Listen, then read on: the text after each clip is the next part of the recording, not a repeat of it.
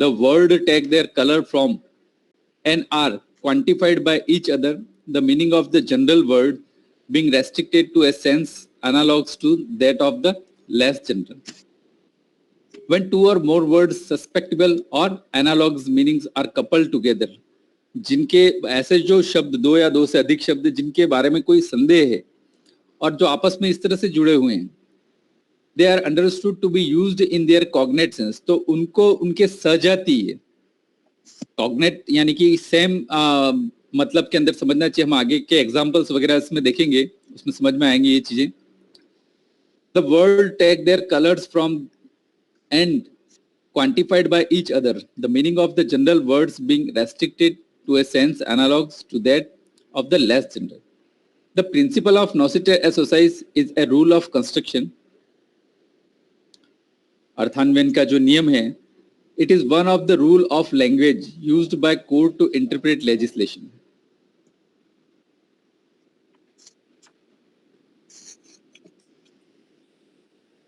This means that the meaning of an unclear word or phrase should be determined by the words immediately surrounding it.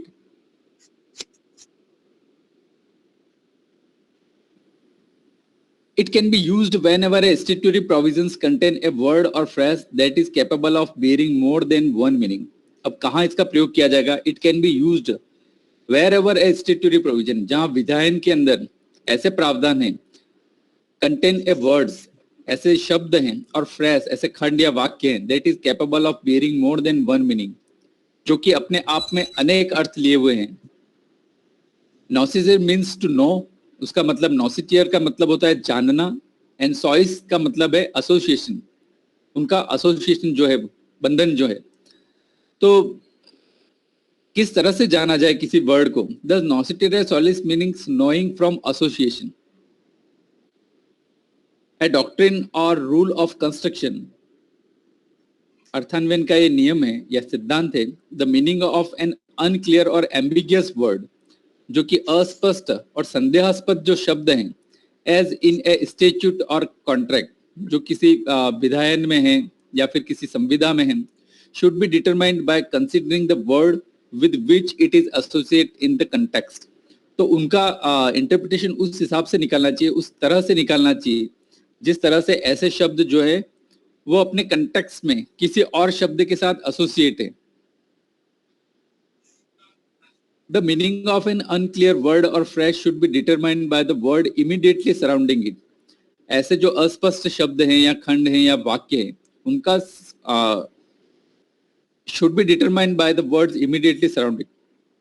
उनका अर्थान्वयन या निर्वचन करते समय उनके साथ के जो शब्द हैं इमीडिएटली सराउंडिंग इट, उनके आधार पर उनका डिटरमाइन किया जाना चाहिए. In other words, the meaning of a word is to be judged by the company it keeps. The questionable meaning of a doubtful word can be derived from its association with other words. When a word is ambiguous, its meaning may be determined by reference to the rest of the statute. Thus, under the doctrine of nocite associes, the questionable meaning of a word or doubtful word can be derived from its association with other words within the context of the phrase. Nocite associes, NAS, nouns from association, a word will be interpreted in the context of surrounding words. उसके साथ के जो शब्द हैं, surrounding words जो हैं, उनके आधार पर इनका पता लगाया जाता है. A word is known by the company it keeps. The meaning of a word or phrase is to be derived from its context. A word or phrase can be read on its own as it stands. However, the maxim nocite associes, something is known by its associate, propose another possible meaning. पहला तो निर्वचन का सिद्धांत ये कहता है कि जो शब्द जिस तरह से दिए हुए हैं उनको उन्हीं के आधार पर पढ़ा जाना चाहिए. Can be read on its own as it stands, जैसा है वैसा पढ़ा जाना चाहिए. However, the maxim, but ये जो नॉसिटे associes का जो मीनिंग है, साचर्य ज्ञाते का जो नियम है, इसके आधार पर proposes another possible meaning. ये कहता है कि उसका another possible meaning हमें जानना चाहिए. Word and phrases next to and near the word or phrases in questions might indicate a meaning that is not apparent when the word or phrase is viewed on its own. In the obvious case, the neighboring word create an alternative meaning by suggesting that word in question should receive a restricted scope. Inland revenue commissioner versus फेरे का जो first case है ये, इसके अंदर ये सिद्धांत प्रतिपादित किया था सातचरण गयाते का, नॉसिटर सोसिस का. The issue was the correct meaning of the word interest. The issue was the correct meaning of the word interest. Interest जो शब्द है उसके करेक्ट मीनिंग के लिए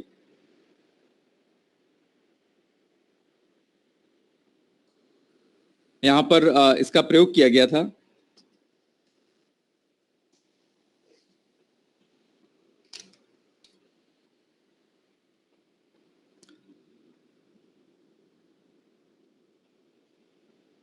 It could have meant any interest paid, whether daily, monthly or annually, but because of the presence of the words other annual interest in the same section, they were clearly of the view that interest means only annual interest.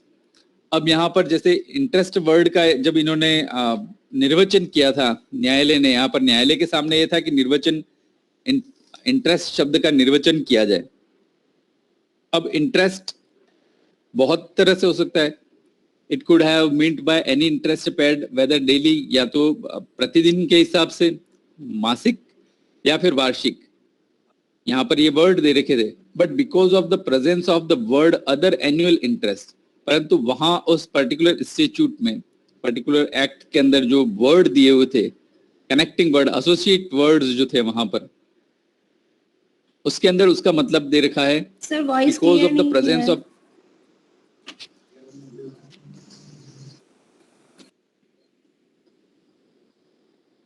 Inland revenue commissioner versus फ्रे का जो 1964 का जो case है, the issue was the correct meaning of the word interest. The word of the section as a whole word look at which read interest, annuity or other annual interest.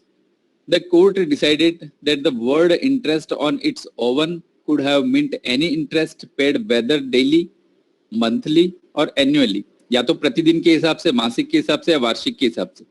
But because of the presence of the word other annual interest, परंतु उसके साथ जो शब्द थे वहां पर other annual interest, अन्य वार्षिक इंटरेस्ट जो वहां पर वर्ड यूज किया था, सहचारी शब्द जो थे उसके, in the same section they are clearly of the view that interest meant only annual interest. तो उससे यहाँ पर न्यायालय ने उसका एक निर्वचन निकाला कि इससे ये क्लियर है कि यहाँ पर जो इंटरेस्ट वर्ड का यूज किया गया वो डेली मंथली के रूप में नहीं किया जाकर, they were clearly of the view that interest meant only annual interest. वहां पर वो वार्षिक ब्याज के लिए ही वर्ड यूज किया गया. A particular provision of law says all houses, rooms, shops or building kept open for public refreshment, resort and entertainment during certain hours of the night are to be deemed refreshment houses and require a license. In fact, the appellant house was called the cafe. It was found open during the night and 17 females and 20 gentlemen were there and were supplied with cigars, coffee and ginger beer which they consumed.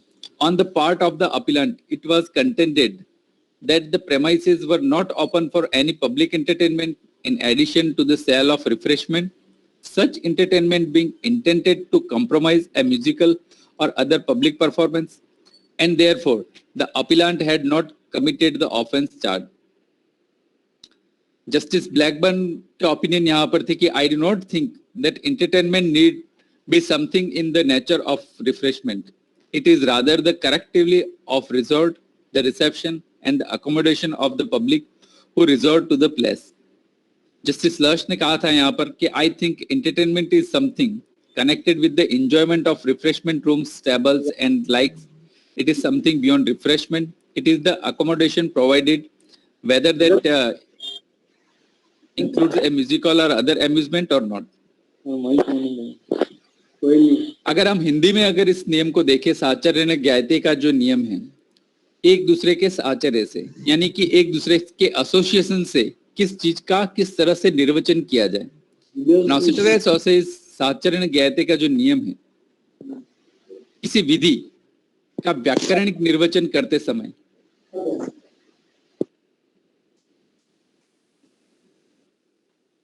आप में से जिसके भी mic on है कृपया mute कर दें अपने अपने माइक।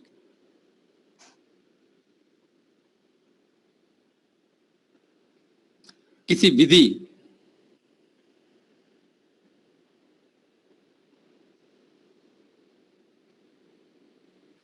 का व्याकरणिक निर्वचन करते समय उसमें प्रयुक्त शब्दों के आधार साधारण अर्थ को निर्धारित करने के लिए न्यायालय उन शब्दकोशों या तकनीकी ग्रंथों की सहायता लेते हैं जिनमें उन शब्दों का प्रयोग किया गया है।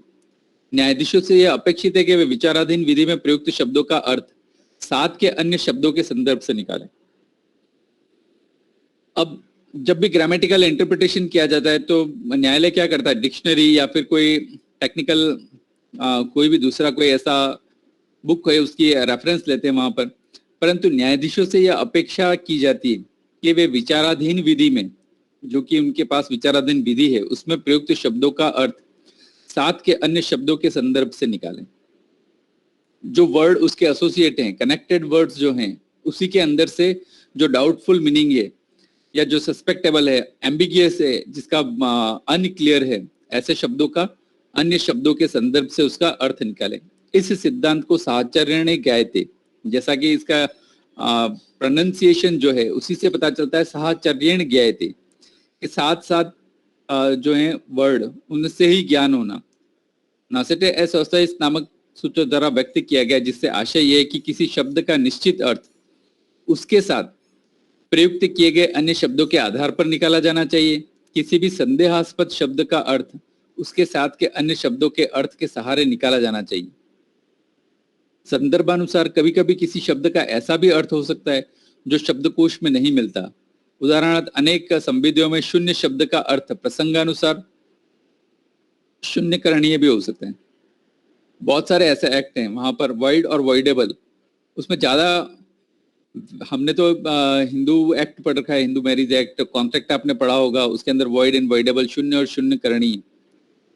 परंतु ऐसी भी संविधियां हैं जहां पर इन वॉइड और वॉइडेबल का मतलब एक अलग अलग कंटेक्स्ट में बता रखा है। नाउसेटे सोसिस के केस लो की अगर हम बात करें, असम राज्य बनाम Ranga Mohammad AIR 1967 supreme court page number 903 के वाद में उच्चतम न्यायालय ने संविधान के अनुच्छेद 233 में प्रयुक्त पदावली, नियुक्ति, पद स्थापन एवं पदोन्नति के संदर्भ में पद स्थापन शब्द का प्रयोग नियुक्ति या प्रोन्नति के अर्थ में माना, लेकिन इसमें स्थानांतरण को सम्मिलित करने से इनकार कर दिया। उच्चतम न्यायालय ने संविधान के अनुच्छेद 233 में प्रयुक्त शब्दावली जो थी नियुक्ति, इसका अपॉइंटमेंट, पद स्थापन एवं पदोन्नति, प्रमोशंस के संदर्भ में पद स्थापन शब्द का प्रयोग नियुक्ति या प्रोन्नति के अर्थ में माना, लेकिन इसमें स्थानांतरण, ट्रांसफर को इसमें इंक्लूड नहीं किया, क्योंकि ये जो शब्द है नियुक्ति, पद स्थापना और पदोन्नति, ये इनका कंटेक्स्ट एक अलग है। ट्रांसफर को, क्योंकि ये सारे के सारे इट्स रिलेटेड टू अपॉइंटमेंट, ये किसी के अपॉइंटमेंट से रिलेटेड है, परंतु ट्रांसफर पॉलिसी जो है वो अपॉइंटमेंट से रिलेटेड नहीं। एक ये रूटीन वे है ट्रांसफर का, परंतु जहां पर हम अपॉइंटमेंट देखें, प्रमोशन देखें, ये सारी चीजें अलग कंटेक्स्ट में पड़ी जाएंगी। कभी कभी समय के साथ किसी शब्द के अर्थ में परिवर्तन हो जाता है, ऐसी दशा में उस शब्द का वही अर्थ लगाया जाना चाहिए जो उस समय था जबकि वह विधि अधिनियमित की गई थी। समटाइम्स क्या होता है कि कोई विधि बनी और उसके बाद वर्ड का अगर हम देखें तो कई बार उसके अंदर अमेंडमेंट हो जाते हैं, कई बार मॉडिफिकेशन भी हो जाते हैं, कई बार उसको रिपील भी कर दिया जाता है कानूनों को। कभी कभी समय के साथ किसी शब्द के अर्थ में परिवर्तन हो जाता है, ऐसी दशा में उस शब्द का वही अर्थ लगाया जाना चाहिए जो उस समय था जबकि वह विधि अधिनियमित की गई थी। जब वो विधि अधिनियमित की गई थी, जब इनेक्ट की गई थी, तब उसका जो इंटरप्रिटेशन था, जो उस कंटेक्स्ट में था, वैसा ही उसका इंटरप्रिटेशन करना चाहिए। ये बताया था Atlantic small shops limited versus Kornblon 1943 का केस है। अनेक प्रकरणों में न्यायाधीश द्वारा शब्द के वर्तमान अर्थ को भी अर्थान्वयन में सम्मिलित कर लिया जाता है। अनेक बार न्यायाधीशों के द्वारा वर्तमान अर्थ को भी अर्थान्वयन में सम्मिलित कर लिया जाता है, परंतु यह शब्द के उस अर्थ से मिलता जुलता होना चाहिए जिसे व्यक्त करने का प्रयास विधानमंडल ने किया है। तो यहाँ पर ये दोनों केस एटलांटिक स्मोक शॉप्स और अटॉर्नी जनरल बनाम एडिसन टेलीफोन कंपनी, ये दोनों बिल्कुल इनके अंदर इस तरह से इंटरप्रिटेशन किया गया है कि जब कोई एक्ट इनेक्ट किया गया था और उस समय उसके जो वर्ड्स का इंटरप्रिटेशन जो था वो उसी अनुसार किया जाना चाहिए। वर्तमान कंटेक्स्ट में अगर हम उस एक्ट को अगर इंटरप्रेट करना चाहें तो हमें ये चीज ध्यान में रखना चाहिए कि जब विधानमंडल ने, जब लेजिस्लेचर ने उस एक्ट को इनेक्ट किया था, जब उसको प्रवर्तन में लाए थे, तब उसका पीछे क्या इंटेंशन था उसका। ऐसा ही एक केस अटॉर्नी जनरल बनाम एडिसन टेलीफोन कंपनी, इंग्लैंड की पार्लियामेंट द्वारा पारित 1863 और 1869 के टेलीग्राफ एक्ट में प्रयुक्त टेलीग्राफ शब्द में टेलीफोन शब्द को भी समाविष्ट किया गया। अर्थात इन अधिनियमों के प्रयोजन के लिए टेलीग्राफ और टेलीफोन दोनों ही शब्दों का अर्थ एक ही माना गया था। फिर एक और केस था प्रदीप अगरबत्ती लुधियाना वर्सेस पंजाब राज्य, AIR 1998, supreme court, page number 171।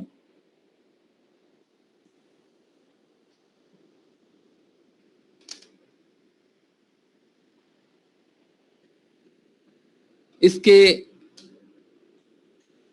Particular case के अंदर प्रश्न यह था कि क्या पंजाब सामान्य विक्रय कर अधिनियम 1948 की अनुसूची क की प्रविष्टि 16 में प्रयुक्त शब्द प्रसाधन यानी कॉस्मेटिक गुड्स जो हैं में धूप अगरबत्ती का भी समावेश माना जाएगा। पंजाब सामान्य विक्रय कर अधिनियम 1948 की अनुसूची क की प्रविष्टि 16 में प्रयुक्त शब्द प्रसाधन माल कॉस्मेटिक गुड्स में धूप अगरबत्ती का भी समावेश माना जाएगा। उच्चतम न्यायालय ने साचर्य ज्ञायते के सिद्धांत को लागू करते हुए विनिश्चित किया कि प्रसाधन माल के अंतर्गत टूथपेस्ट, टूथ पाउडर, परफ्यूम, सुगंधित तेल, साबुन इत्यादि शामिल है, लेकिन इसमें अगरबत्ती या धूप आदि का समावेश नहीं माना जा सकता। ये प्रसाधन सामग्री के अंतर्गत नहीं आते हैं।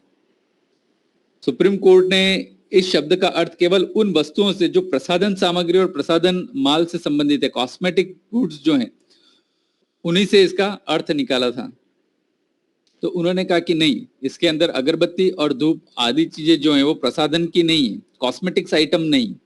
अगरबत्ती is not a cosmetic items, और धूप जो है जो भगवान की पूजा के लिए यूज किया जाता है वो भी एक कॉस्मेटिक आइटम्स नहीं। कॉस्मेटिक आइटम्स इज टूथपेस्ट है, टूथ पाउडर है, परफ्यूम है और दूसरे पाउडर्स हैं, फ्रेगनेंस वाले ऑयल तेल जो है, सुगंधित तेल जो है, साबुन है, इस तरह की चीजें उसमें प्रसाधन कॉस्मेटिक गुड्स में आ सकती। अगरबत्ती और धूप कॉस्मेटिक गुड्स में नहीं आ सकते। Nauseter society is the secondary rule of interpretation of statute, which means knowing by association. This rule is used when there is a word with questionable meaning or double meaning to find its real use. It is similar to ejusdem generis. हमने जो ejusdem generis सजातीय अर्थान्वयन का नियम जो देखा था, ये उसी से मिलता जुलता है। ejusdem generis का अर्थ था उसी प्रकार का, सेम, बट यहाँ पर नॉसेटर सोसाइटी में इसका इंटरप्रिटेशन अलग तरह से। The rule is used when there is a word with questionable meaning or double meaning to find its real use. It is similar to ejusdem generis, another rule of interpretation of a statute which means of the same kind, but in application both are different. Ejusdem generis can be said to be an application which is much narrower than noceter as society.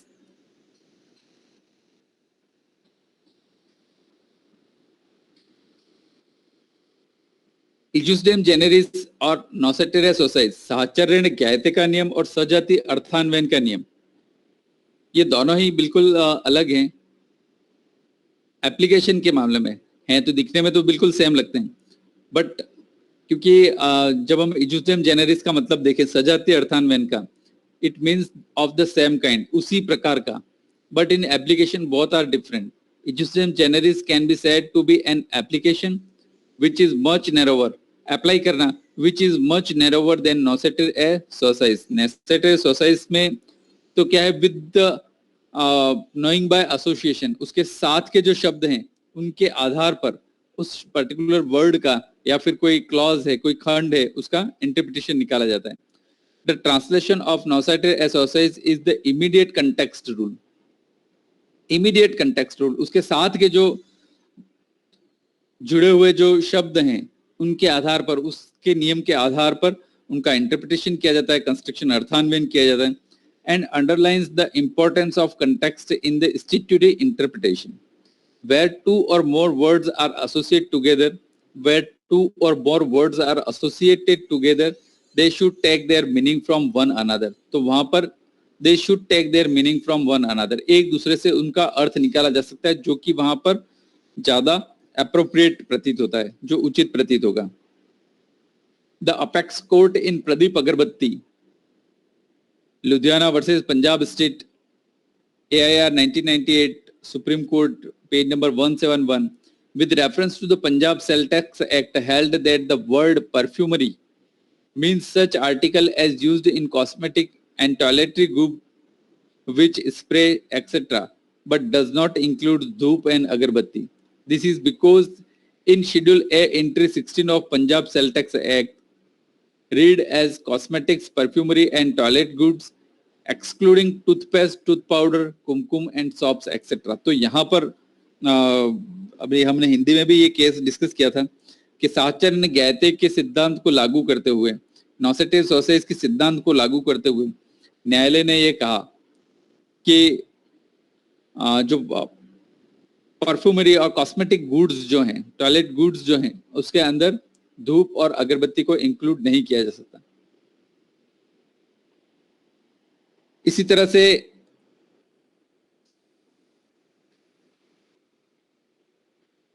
Delhi Tribunal in the case of Persons Beacon of India Private Limited versus Assistant DIT Deputy Inspector Income Tax Officer, जो case applying the rule of Nocetier Society, held that the word model and design cannot fall under definition of royalty under explanation 2 of section 9 of the Income Tax Act.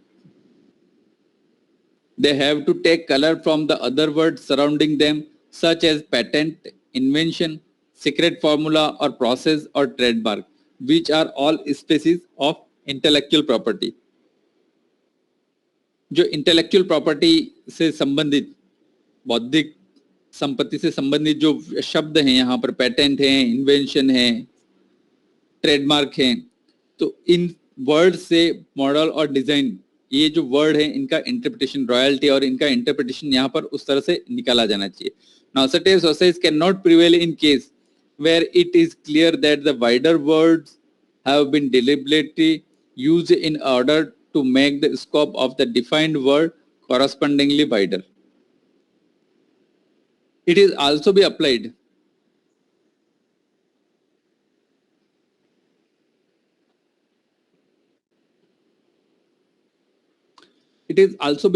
where the meaning of the word of wider meaning important is doubtful.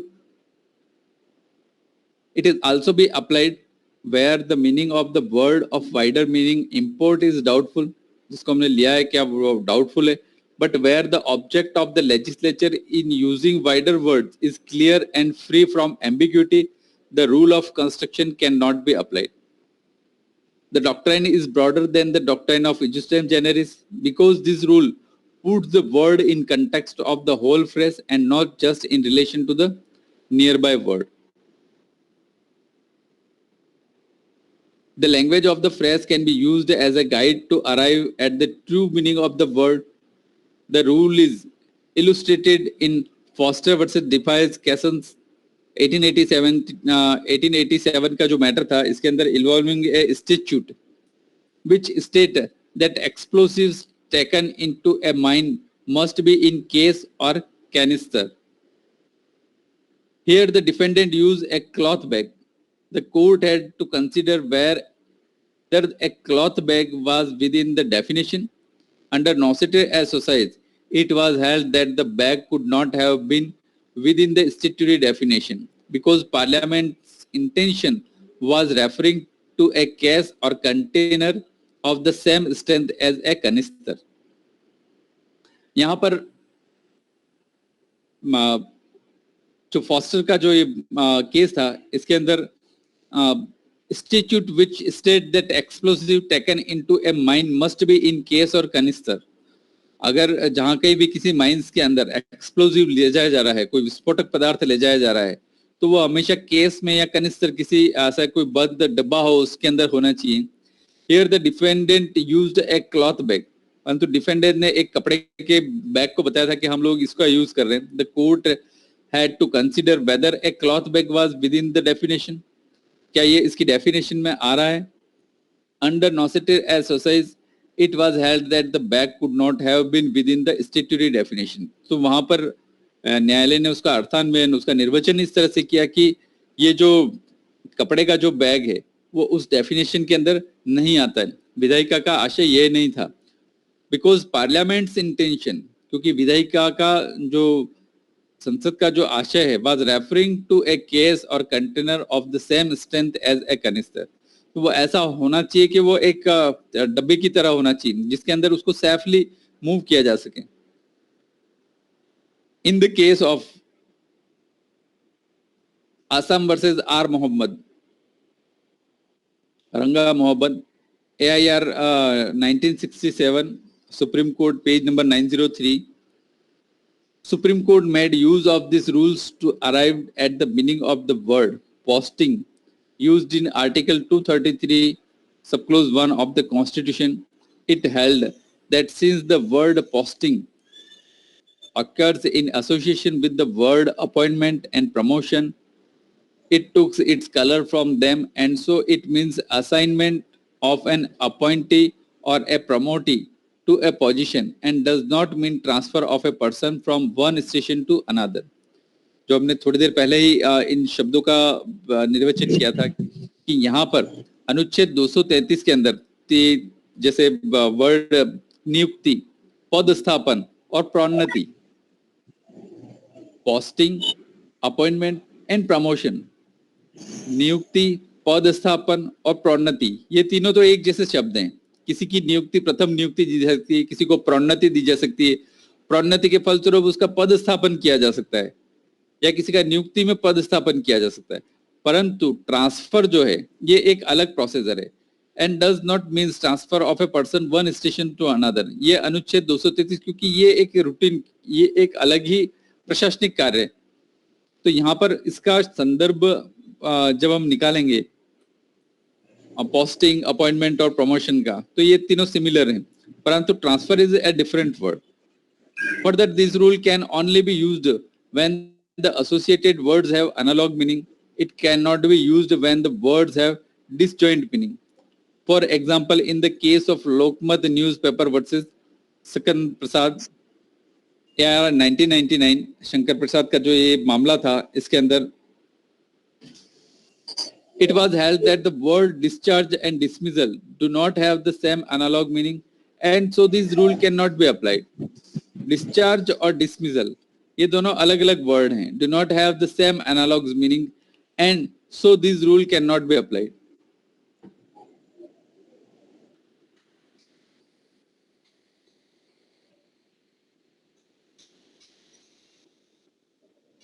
Now, such associates cannot prevail in case where it is clear that the wider words have been deliberately used in order to make the scope of the defined word correspondingly wider. It can also be applied where the meaning of the word of wider meaning import is doubtful, but where the object of the legislature in using wider words is clear and free from ambiguity, the rule of construction cannot be applied. जहां पर कि विधायिका के द्वारा जो शब्दों का प्रयोग किया गया है, अगर वो स्पष्ट है और फ्री फ्रॉम एम्बिग्यूटी है, जहां पर कोई अस्पष्टता नहीं है, कोई संदिग्धता नहीं है, तो उनका निर्वचन उसी रूप में किया जाना चाहिए. परंतु जहां पर किन्हीं शब्दों का जो अनक्लियर हैं, उसमें एम्बिग्यूटी है कुछ इस तरह से, तो कनेक्टिंग वर्ड जो हैं या फिर उसके एसोसिएट वर्ड्स जो हैं, उसके आधार पर उनका कंस्ट्रक्शन या निर्वचन, इंटरप्रिटेशन उनका किया जाना चाहिए. The principle of noscitur exercise is a rule of construction, अर्थान्वयन का एक नियम है. It is one of the rule of language used by court to interpret legislation. न्यायालय के द्वारा इनका विधायन का निर्वचन करने के लिए इनका प्रयोग किया जाता है. This means that the meaning of an unclear word और phrase should be determined by the words immediately surrounding it. Noscitur exercise rule का मीनिंग है एन अनक्लियर वर्ड और phrase should be determined by the words immediately surrounding it. ऐसे जो unclear यानी अस्पष्ट शब्द हैं या वाक्य खंड हैं, इनका जब निर्वचन किया जाए तब इनके साथ के जो समूह के जो शब्द हैं उन्हीं के आधार पर इनका निर्वचन किया जाए. In other word the meaning of a word is to be जज by the company of it keeps. In other words, अन्य शब्दों में हम कह सकते हैं कि the meaning of a word, किसी शब्द का अर्थ पता लगाने के लिए, इज टू बी जज, उसका पता लगाने के लिए, इट इज टू बी जज by the company it keeps, उसके द्वारा जो कंपनी सराउंडिंग इट जो कंपनी है उसकी एसोसिएशन जो है उसके साथ का, उनके आधार पर उसका निर्वचन लगाया जाना चाहिए. The questionable meaning of a doubtful word can be derived from its association with other words. It can be used wherever a statutory provisions contain a word or phrase that is capable of being more than one meaning. This rule is explained in Maxwell's on the interpretation of statute 12th edition. Maxwell का जो 12th edition था, interpretation of statute, कानूनों का निर्वचन, उसकी जो book थी, in following words, उसने इस तरह से उसका interpretation किया था. When two or more word susceptible or analogous meanings are coupled together. Two or more words susceptible और analogous meaning, जहां दो या दो से अधिक शब्द जिनके जो मतलब हैं, जो अर्थ हैं वो संदेहास्पद हैं, are coupled together, they are understood to be used in their cognate sense. तो उसके साथ के जो वर्ड्स हैं, जो एसोसिएट वर्ड्स हैं, उसके आधार पर उनका निर्वचन किया जाना चाहिए. The words take their colors from and are quantified by each other, the meaning of the general words being restricted to a sense analogous to that of the less general.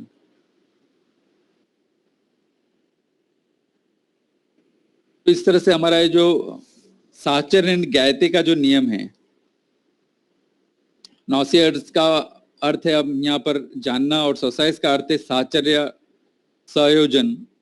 नॉसियर एसोसाइज का अर्थ साहचर्य से जानना, यानी कि साथ के वर्ड्स, जो भी इसके साथ के जो वर्ड्स हैं उनके आधार पर किसी वर्ड का मीनिंग अर्थ निकालना, उसका निर्वचन करना.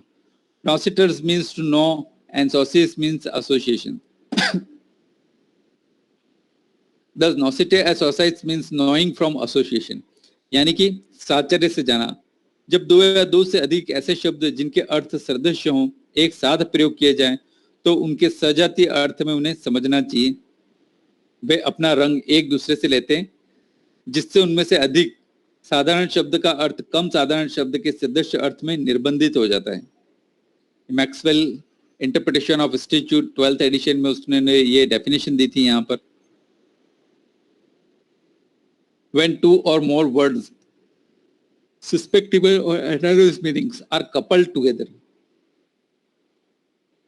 जब दो या दो से अधिक ऐसे शब्द जिनके अर्थ सदृश हों एक साथ प्रयोग किए जाएं तो उन्हें उनके सजातीय अर्थ में समझा जाना चाहिए. सजाति, cognate sense, understood to be used in their cognate sense.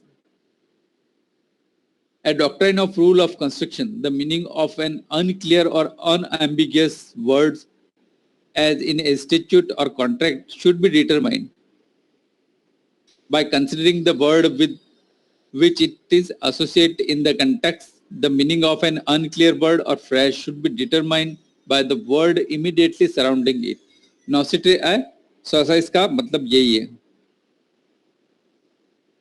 In other words, the meaning of a word is to be judged by the company it keeps. उसके साथ की जो कंपनी है, उसके साथ के जो शब्द हैं, उन्हीं के आधार पर उसका निर्वचन किया जाना चाहिए.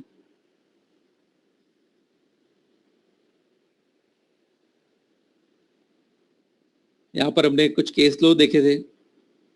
इनलैंड रेवेन्यू कमिश्नर वर्सेस फेरे का जो केस था, इसके अंदर इंटरेस्ट शब्द की कंस्ट्रक्शन इंटरप्रिटेशन की जहां पर बात थी, the issue was the correct meaning of the word interest. The word of the section as a whole were looked at, which read interest, annuity or other annual interest. अब ये पूरा phrase जो था वो इस तरह से था, read interest, annuity or other interest. The court decided, तो यहाँ पर न्यायालय ने किस तरह से उसका निर्वचन किया, अर्थान्वयन किया. The court decided that the word interest on its own could have meant any interest paid whether daily, monthly or annually. अब कोर्ट के सामने ये था कि क्या प्रतिदिन के हिसाब से, मासिक के हिसाब से या फिर वार्षिक के हिसाब से. But because of the presence of the words other annual interest in the same section, they were clearly of the view that interest meant only annual interest. तो यहाँ पर इंटरेस्ट शब्द का जो न्यायालय ने निर्वचन किया, उसके साथ के शब्द से अदर एनुअल इंटरेस्ट के आधार पर, तो यहाँ पर in the same section they were clearly of the view that interest means only annual interest. तो उसका मतलब annual interest से निकाला गया.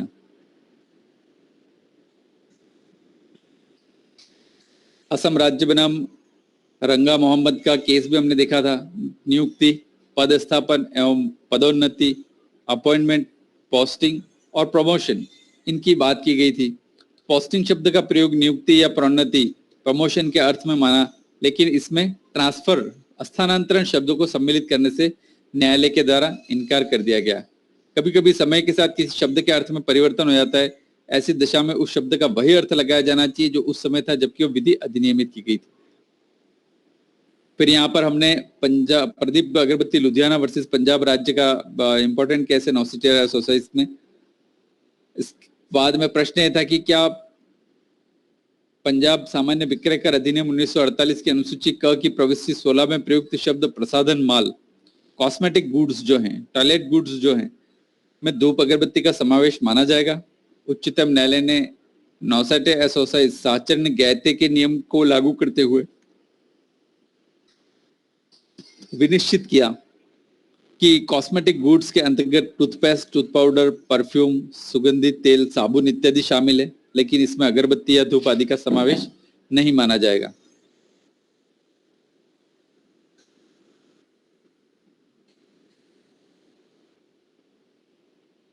फिर यहाँ पर फॉस्टर वर्सेस लाइफवेज कैसन्स 1887 का केस भी बड़ा इंपॉर्टेंट है. यहाँ पर जो हमने देखा था, involving a statute which state that explosive taken into a mine must be in a case or canister. Here the defendant used a cloth bag.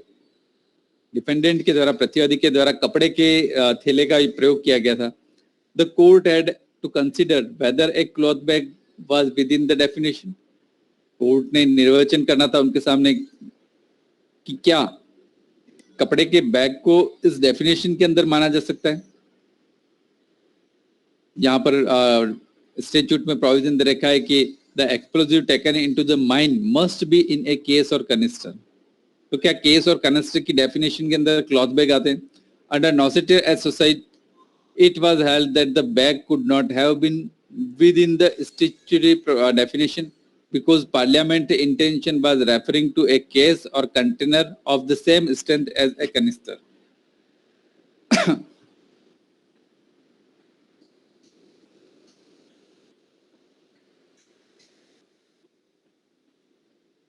तो इस तरह से हमारा नौसिटी एसोसाइज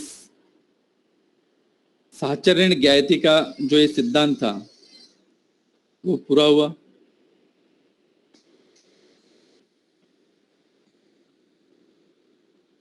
If anyone has doubt on this, और इसकी PPT जो है वो यूनिवर्सिटी की वेबसाइट पे मैं दूसरे नोट्स के साथ अपलोड कर देंगे, तो आप वहां से इसको डाउनलोड कर लीजिएगा. यस भूपेंद्र, हिंदी और इंग्लिश दोनों में अवेलेबल होगा सर? मैंने जैसी पीपीटी यहाँ बनाई है वैसी की वैसी वहाँ अपलोड की है मैंने. और मेरा जहाँ तक एफर्ट यही रहता है कि हिंदी और इंग्लिश के अंदर, दोनों के अंदर मिक्स तरीके से नोट्स बना के और आप लोगों तक उनको डिलीवर करें. क्योंकि कई बार दिक्कत आती है एक्चुअली अपना टाइपिंग स्पीड जो हिंदी का है वो उस तरह से हो नहीं पाता, और ग्रामेटिकली हम लोग जो जिस मोड के अंदर इसमें टाइपिंग करते हैं तो प्रॉपर कई बार वर्ड्स ऐसे हो जाते हैं, बट ये रहता है कि मेजरली उस चीज को अच्छे से प्रेजेंट किया जाए आपके सामने। पर हाँ, जहाँ तक मेरी कोशिश है कि मैं दोनों ही मीडियम के अंदर ये नोट्स प्रोवाइड कराऊं। Okay sir, thank you. तो नेक्स्ट क्लास के अंदर नेक्स्ट फ्राइडे को हम आगे का, अब वैसे एक दो टॉपिक और रहे हैं हमारे, और होपफुली कि जल्दी से हमारा सिलेबस कंप्लीट हो जाएगा। यू नीड नॉट वरी, जैसे सिलेबस हो जाएगा तो हम एक बार पूरा इंटरप्रिटेशन का एक ब्रीफ एक क्लास और करेंगे, उसमें पूरा एक ब्रीफ कर लेंगे फर्स्ट टू लास्ट तक। तो जितने भी डाउट्स हैं आपके वहां पर, अगर कोई किसी रूल्स को रिगार्डिंग, वो वहां पर क्लियर हो जाएंगे आपके।